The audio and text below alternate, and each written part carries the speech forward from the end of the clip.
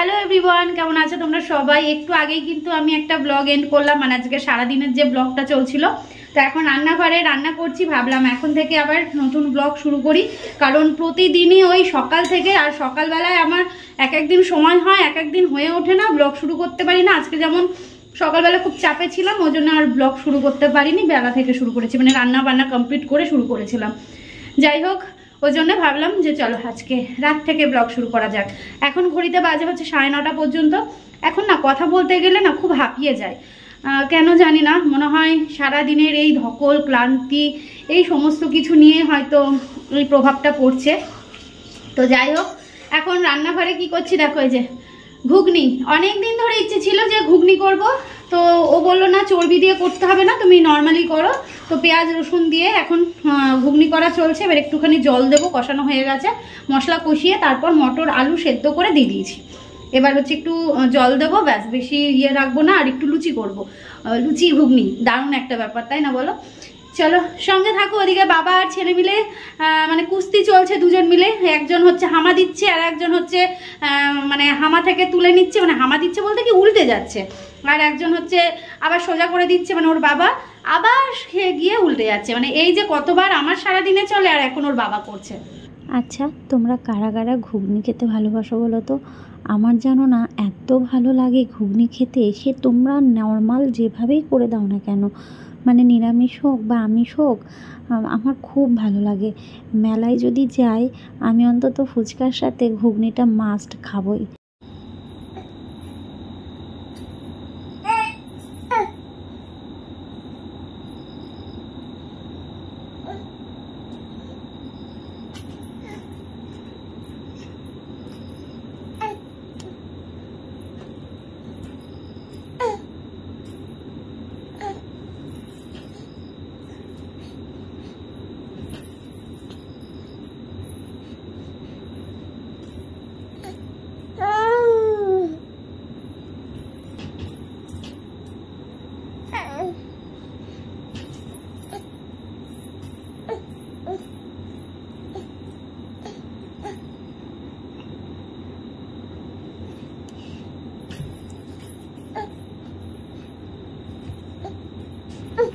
ঘরে ছিলাম আর তোমাদের দেখালাম তোমাদের সোনা পাপার কাণ্ড কারখানা। কিছুতেই সোজা হয়ে থাকতে চাইছে না, যতবার সোজা হয়ে মানে শোয়াই ততবার উল্টে গিয়ে এইভাবে চলতেই থাকে। এটা যে কতবার চলে। তো দেখিয়ে দিলাম তেল গরম হচ্ছে, আর ওদিকে লুচির জন্য লেচি করে নিয়েছি। আর এই হচ্ছে ঘুগনি, গরম মশলা ওপর দিয়ে ছড়িয়ে দিয়েছি। কি যে সুন্দর হয়েছিল খেতে, কি বলবো, এত ভালো হয়েছিল। আর আমার বর এটার খুব প্রশংসা করেছে। আমরা আবার খাওয়ার সময় একটু ওই শসা আর পেঁয়াজ কেটে নিয়েছিলাম। অনেকে দেখি একটা করে লুচি ভাজে, আবার একটা করে বেলে। আমি বাবা পারি না, আমি সমস্ত লুচিগুলো আগে বেলে গুছিয়ে নিই, তারপর একটা একটা করে ভাজতে থাকি। তাতে মনে হয় যেন খুব জলদি হয়ে যায়। তো এদিকে লুচিগুলো দেখো ভেজে নিচ্ছি, আর কয়েকটা মাত্র রয়েছে। আর এদিকে তোমাদের দেখিয়ে দিই, দেখো গরম গরম এখানে রয়েছে ফুলকো লুচি, আর তোমাদের তো ঘুগনিটা দেখিয়েছি। আর এখানে প্লেটের মধ্যে সাজিয়ে নিয়েছি বৌদির জন্য। ফোন করলাম, বৌদি আসছে, এটা হচ্ছে বৌদিদের দেব। সকালবেলা আর দুপুরবেলার খাওয়া দাওয়াটা অনেক তাড়াহুড়োর মধ্যে কাটে, সেই মানে মুখে দিই আর জল দিয়ে গেলার মতন। রাত্রিবেলা একটু শান্ত মনে খেতে পারি। ছেলেকে ঘুম পাড়িয়ে দিয়ে তারপরে রান্নাবান্না কমপ্লিট হলো। ও ঘুম পাড়াচ্ছিল, আমি খাইয়ে দিলাম আর লুচিটা করে নিলাম। এই যে এখন খেতে বসেছি। কেমন হয়েছে? খুব সুন্দর, ভালো হয়েছে তো? তার মধ্যে কী দিয়েছি জানো? এরকম এই যে শসা পেঁয়াজ কুচি দিয়েছি। চলো তাহলে কাল সকালবেলা দেখা হচ্ছে, কেমন?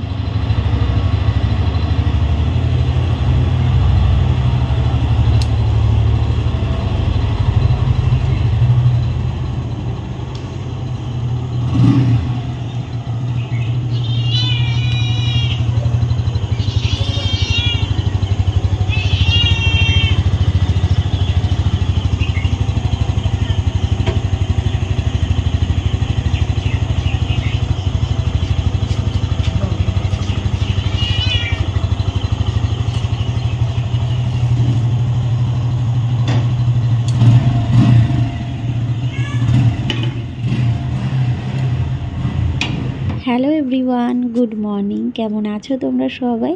আশা করছি ভালো আছো। তো গতকাল রাত থেকে তো ভিডিওটা শুরু করেছি, আর আজকে এখন সময় হচ্ছে ওই প্রায় 8:30 মতন। তো বর তো 5:30টার মধ্যে কাজে চলে গেল, দেখতেই পেলে। আসলে ওর কাজের এখন ভীষণ চাপ, মানে সারাটা দিন ও বাড়িতে থাকে না, সেই 5টা 5:30টায় কাজে যায়, 10টা 10:30টায় এসে খাওয়া দাওয়া করে ঠিক 1 থেকে 1.5 ঘন্টার মধ্যে আবার কাজে চলে যায়। রাত্রিবেলা আসে সেই 7টা 7:30। খুব চাপের মধ্যে যাচ্ছে। আসলে পুজো, বুঝতেই পারছো, আর যেহেতু শাড়ির মানে এখন শাড়ির চাহিদা বেশি, পুজোর সময় শাড়ি জামা কাপড় তো নিতে হয় না, তো ওই জন্যে খুব চাপ। তো কাজে চলে গেল। তারপর একটুখানি শুয়েছিলাম, কারণ 5:30টার সময় উঠে আমি কি করব বলো তো, ছেলে তো ঘুমাচ্ছিল। তবে হ্যাঁ, 5:30টার সময় ছেলেকে একটু খাইয়ে, মানে ও ঘুমন্ত অবস্থাতেই একটু খেয়ে নেয়, তারপর ঘুমোয়। একটানা ওই 10টা পর্যন্ত ঘুমোয় আর কি। তো যাই হোক, আমি ওর পাশে একটুখানি শুলাম। তারপর ঠিক 6:45 7টার দিকে উঠলাম। তাও আবার মাছ দাদা ফোন করেছিল। আসলে কালকে বলে রেখেছিলাম যে মাছ নেব, তাই জন্যে আজ সকালবেলায় ফোন করেছিল। 7টার সময় মাছ নিয়ে ঘর বারান্দা ঝাড় দিয়ে টুকটাক যা ঘরের কাজকর্ম ছিল সেইগুলো সেরে ভাবলাম জামা কাপড়গুলো সকাল সকালই ভিজিয়ে দিই, তাহলে বেশ সুবিধা হবে।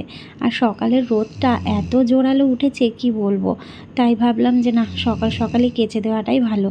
আর তাছাড়া কি বলো তো, ছেলে যতক্ষণ ঘুমোচ্ছে ততক্ষণ কিন্তু আমি কাজটা করে নিতে পারবো, কিন্তু ছেলে উঠে পড়লেই আমাকে ওর সময় দিতে হয়, মানে ওর কাছে থাকতে হয়, তাই জন্যে সকাল সকালে কেচে দিলাম। ওই ছেলের জামা প্যান্ট আর আমার সাথে ছিল 2-1টা নাইটি, এইটাই। সকালবেলার রোদটা না এত তাপ, মানে ঘড়িতে বাজে এখন 8টা, বুঝতেই পারছো, মানে বেলা 12টার মতন রোদের তাপ। তবে জানো তো, এই রোদটা বেশিক্ষণ ছিল না। ওই 9টা 9:30 বাজতে না বাজতেই মেঘ মেঘ করে আসলো। বৃষ্টি হয়নি ঠিকই, তবে মেঘ করেছিল। জানো তো, প্রতি বছর এই পুজোর সময় বৃষ্টি ভালো লাগে বলো তো, একটু হলেও বৃষ্টি হবে, আর ভালো লাগে না। এক বছর মনে আছে, এত বৃষ্টি, সেই নিম্নচাপের মতন 4টে দিন ধরে বৃষ্টি হচ্ছিল।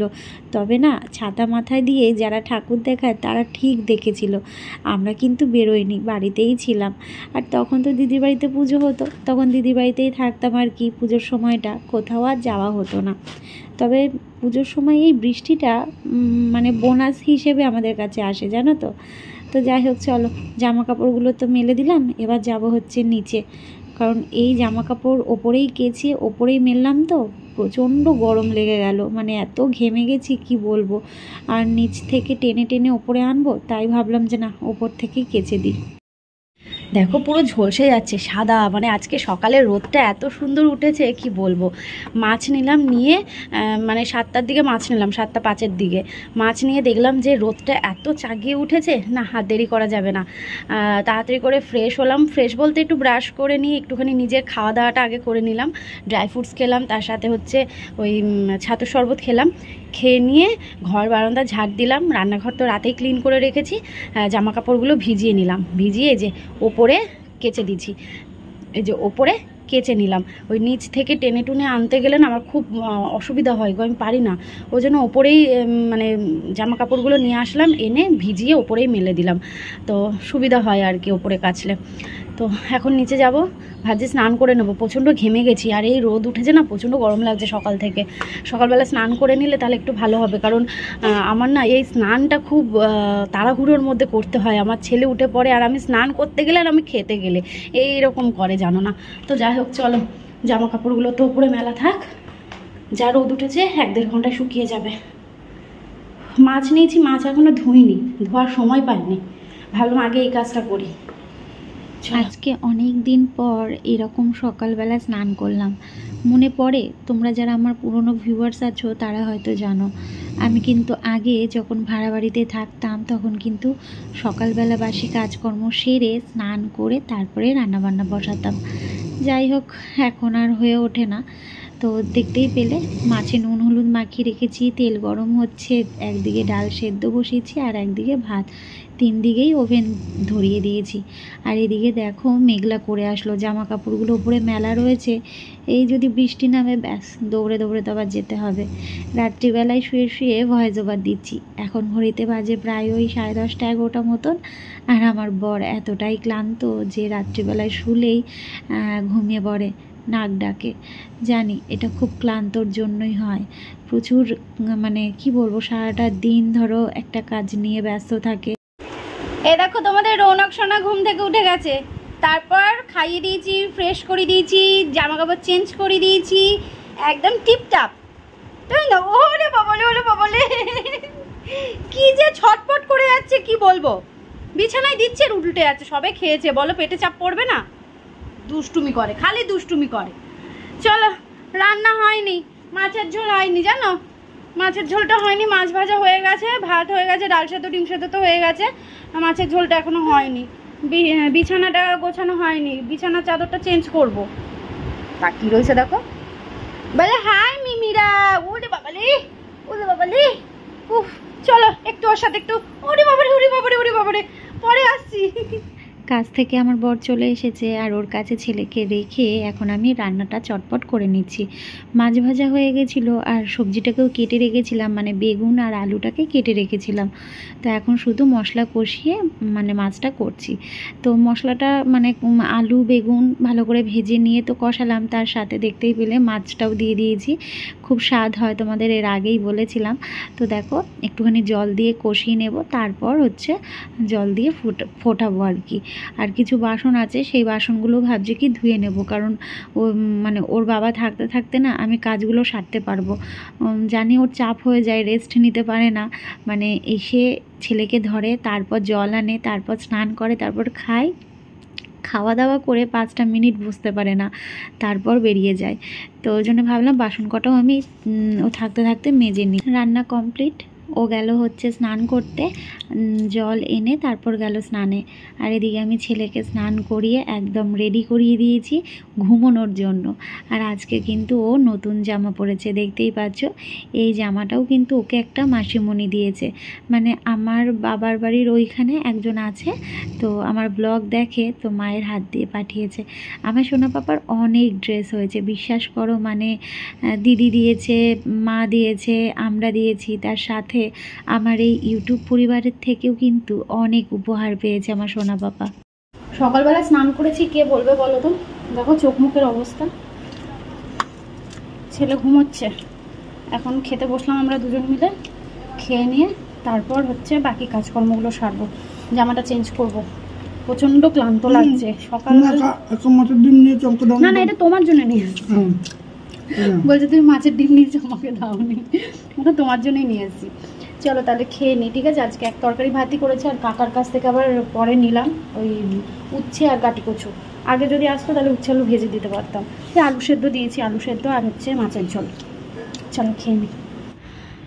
এ দেখো আমাদের সামনের এই জায়গাটা পরিষ্কার করেছে, দেখতেই পাচ্ছ। পরিষ্কার বলতে ওই যে মানে ছেটে দিয়েছে নাকি, যদি এভাবে পরিষ্কার করতো তাহলে আরও ভালো পরিষ্কার হতো, মানে একদম গোড়া ধরে যদি পরিষ্কার করতো। দেখো চারিদিকে যার যার জায়গা কি বলতো, যদি পরিষ্কার রাখে না তাহলে ভালো লাগে। এই যে আমাদের ওই যে পাশের জায়গাটা, ওটাও জঙ্গল হয়ে রয়েছে, আমার বর আর ওই পাশের দিদি পরিষ্কার করে। আর এই দেখো এদিকে পুরো জঙ্গল, মানে এরা সব জায়গা কিনে রেখে দিয়েছে, থাক আর কি। সাবধানে আসবা। হ্যাঁ হ্যাঁ, সেই রোদও উঠেছে, দেখেছ? রোদও উঠেছে কি, এক এক সময় মেঘ করছে, আবার এক এক সময় ইয়ে করছে। আমাদের এই রাস্তাটা যদি ইয়ে হয়ে যেত কত ভালো হতো বলো তো, আর কি। এই দেখো, চলো।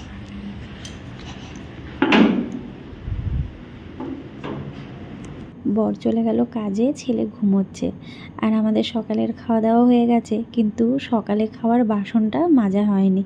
তো সেই দুটো বাসন ছিল, সেটাও মেজে নিলাম। আর দেখো রান্নাঘর কিন্তু একদম ক্লিন। যেগুলো কেচেছিলাম জামা কাপড়, ওইগুলো না, ওগুলো হচ্ছে ভাঁজ করলাম না, ওগুলো পরে ভাঁজ করবো।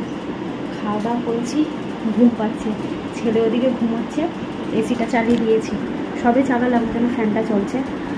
আর নাইটিটাকে চেঞ্জ করে নিলাম, কারণ রান্নাবান্না করেছি তো, তারপর ছেলেকে স্নান করিয়েছি, প্রচণ্ড ঘেমে গেছিলাম, একদম হাত মুখ ধুয়ে ফ্রেশ হয়ে নিয়েছি, চলো এখন হচ্ছে আমি একটু ঘুমোবো, দেখি কতক্ষণ ঘুমোতে পারি। আমার ছেলে তো আবার মানে আমি যখন ঘুমানোর চিন্তা করি তখন গিয়ে ও হচ্ছে উঠে পড়ে, প্রচণ্ড গরম লাগছে।